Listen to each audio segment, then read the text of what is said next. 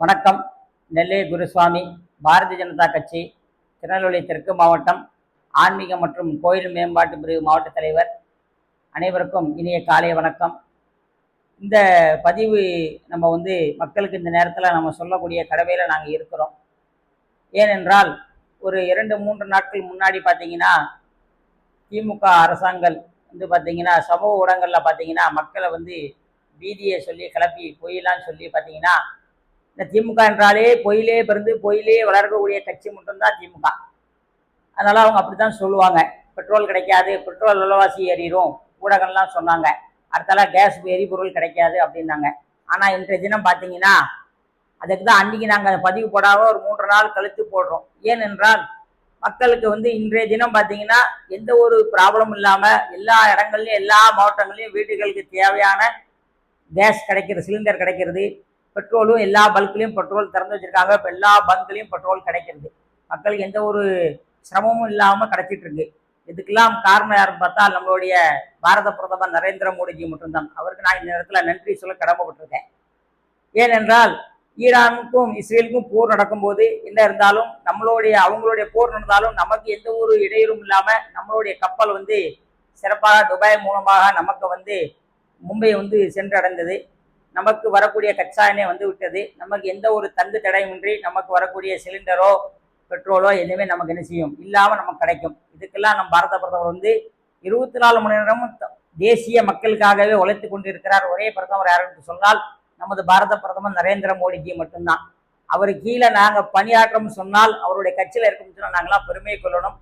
இந்த நாட்டில் இருக்கக்கூடிய மக்கள்லாம் பார்த்தீங்கன்னா பக்கத்து நாடுகளில் போர் நடக்கு, தூங்குவோமா எந்திரிப்போமான்னு தெரியாது. அப்படி இருக்கக்கூடிய சூழல்ல இங்க மக்களை என்ன செய்யறாங்க, இவங்க ஏமாற்றி போய் சொல்லி திசை திருப்பி என்ன செய்யறாங்க, நீங்கெல்லாம் உங்களுக்கு கேஸ் கிடைக்காது, சிலிண்டர் கிடைக்காது. அதனால அந்த உயிருக்கே அச்சத்துல இருக்கிறான். ஆனா நம்ம இங்க சுதந்திரமாக ஜனநாயக நாட்டுல நமக்கு எந்த ஒரு பிரச்சனையும் இல்லாம மன நிம்மதியோட தூங்கி எந்திரிச்சு எப்போதும் போல அன்றாட வாழ்க்கை நம்ம தொடங்கி கொண்டு போயிட்டேதான் இருக்கோம். நமக்கு எந்த ஒரு எதுவுமே இல்லை. அப்போ இந்த அரசாங்கம் என்ன செய்கிறது, இதை அரசியல் காழ்ப்புணர்ச்சி ஆக்கி இதை அரசியல் ஆக்கணும், மக்களை ஏமாற்ற ஒன்றமாக உங்களுக்கு மத்திய அரசாங்கம் வஞ்சிக்குது, தமிழ்நாடு மக்களை உங்களுக்கு எதுவும் கொடுக்கறது இல்லை அப்படின்னு சொல்லி இவங்க என்ன செய்யறாங்க, மறுபடியும் ஒரு பொய் உருட்டை சொல்றாங்க. இவங்களுடைய வேலையே இதுதான். மக்களை பொய் சொல்லி ஏமாற்றி ஆட்சியை பிடிக்கணும். ஆட்சியை பிடிச்சி ஆட்சி வந்தப்பறம் மக்களுக்கு ஏதாவது செய்யறாங்களா? இல்லை. தமிழ்நாட்டில் பார்த்தீங்கன்னா இந்த ஆட்சியை மக்கள் இன்னும் வெறுத்துட்டு தான் இருக்கிறாங்க. இவங்க நினைக்கிறாங்க பொய் சொன்னா திரும்பி நம்ம ஆட்சி வந்துடலாம், மக்கள் நம்பிடுவாங்கன்னு நினைக்கிறாங்க. திமுக அரசாங்கத்துக்கு ஒரே ஒரு கோரிக்கை மட்டும் சொல்றேன். நீங்க என்ன தகடு திட்டம் பண்ணாலும் இந்த வாட்டி மக்கள் உங்களை நம்ப போவது இல்லை.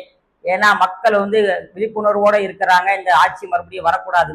காரணம் என்றால் மக்கள் ஒரு பெண்ணை நீங்க ஒரு பள்ளிக்கூடத்துக்கு அனுப்புனா அந்த பெண்ணுக்கு உயிருக்கு உத்தரவாதம் இல்லை, அவருடைய கற்புக்கு உத்தரவாதம் இல்லை. இப்ப தூத்துக்குடி மாவட்டத்தோட பாத்தீங்கன்னா ஒரு +2 மாணவி பாத்தீங்கன்னா கற்பழிச்சிருக்காங்க, வன்கொடுமை பண்ணியிருக்காங்க. இதெல்லாம் சொல்லும் போது மனசுக்கு ரொம்ப வேதனையா இருக்கு. இதெல்லாம் நம்ம சொல்ல முடியல. இருந்தாலும் இந்த பதிவு காணொலி நம்ம சமூக ஊடகங்கள்ல பார்க்கும்போது எனக்கே ரொம்ப மனசு கஷ்டமா இருக்கு. இதெல்லாம் திமுக பாத்தீங்கன்னா காவல்துறை உறங்குகிறதா என்றுதான் கேள்வி கேட்க வேண்டியிருக்கு. காவல்துறையை தன் கைக்குள்ள வச்சிருக்கிற மாண்பு முதல்வர் அவர்கள் இதெல்லாம் பார்த்து கொண்டு சும்மாதான் இருக்கிறார். இதெல்லாம் இந்த மாதிரி குற்ற சம்பவம் செய்தவங்களை யாருமே என்ன செய்யறது, கண்டிக்கிறதுல தண்டிக்கிறதும் இல்லை. அப்படியேதான் இருக்கிறாங்க. மக்களுக்கு அன்றாட ஒரு பெண் ஒரு சாயந்தரம் 6 மணிக்கு மேல பக்கத்து வீட்டுல ஒரு அக்கா வீட்டு கூட நடந்து போகக்கூடிய சூழல் கூட இங்க நடக்க மாட்டேங்குது. காரணம் என்னன்னா அவ்வளவு பயம் அச்சம் இருக்கு. ஏன்னா நம்ம போனா நமக்கு எதாவது ஆயிருமோ அப்படின்னு. அந்த மாதிரி சூழ்நிலையில தான் இந்த மக்கள் இங்க வாழ்ந்துட்டு இருக்காங்க. பெண்களுக்கு இந்த நாட்டுல பாதுகாப்பே கிடையாது. இந்த அரசாங்கம் தமிழ்நாடு விட்டு போனா மட்டும்தான் மக்களுக்கு நிம்மதி மன சந்தோஷம் கிடைக்கும். அதனால வருகின்ற சட்டமன்றத்துல பாத்தீங்கன்னா 234 தொகுதியில பெருவாரியாக 200 தொகுதிக்கு மேல தேசிய ஜனநாயக கூட்டணி வெற்றி பெறும். மக்களுடைய ஆதரவு எங்களுக்கு பரிபூர்ணமா இருக்கு. மக்களை நாங்கள் நம்புகிறோம். ஏன்னா இந்த அரசாங்கத்தை நாங்கள் கண்டிப்பா மக்கள் விரட்டி அடிப்பார்கள். தேசிய ஜனநாயக கூட்டணிக்கு மக்கள் வாக்களிப்பார் நாங்கள் நம்புகிறோம். மக்களுக்கும் நான் என்னுடைய அன்பான வேண்டுகோள் வைக்கிறேன்.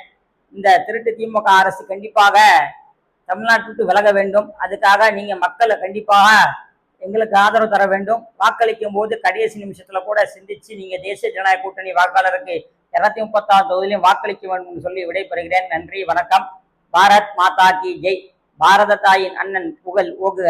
ஏன்னா இந்தியாவில மட்டும்தான் நம்ம தான் பாரத தாய் ஒரு பெண்ணை தெய்வமா வழங்குறோம், பாரத தாயை வணங்குறோம். அப்பேற்பட்ட நாட்டுல அது எங்களுடைய பிஜேபி கட்சி பார்த்தீங்கன்னா பாரத தாய் அன்னையை தான் வந்து நாங்கள் வணங்குகிறோம். ஆனால் தமிழ்நாடு பார்த்தீங்கன்னா ஒரு பெண்களுக்கு பாதுகாப்பு கூட இல்லை. இதுதான் தமிழ்நாட்டோட திமுக அரசு. இதை மக்கள் சிந்திச்சு வாக்களிக்க வேண்டும் சொல்லி விடைபெறுகிறேன். நன்றி, வணக்கம். பாரத் மாதா கி ஜெய்.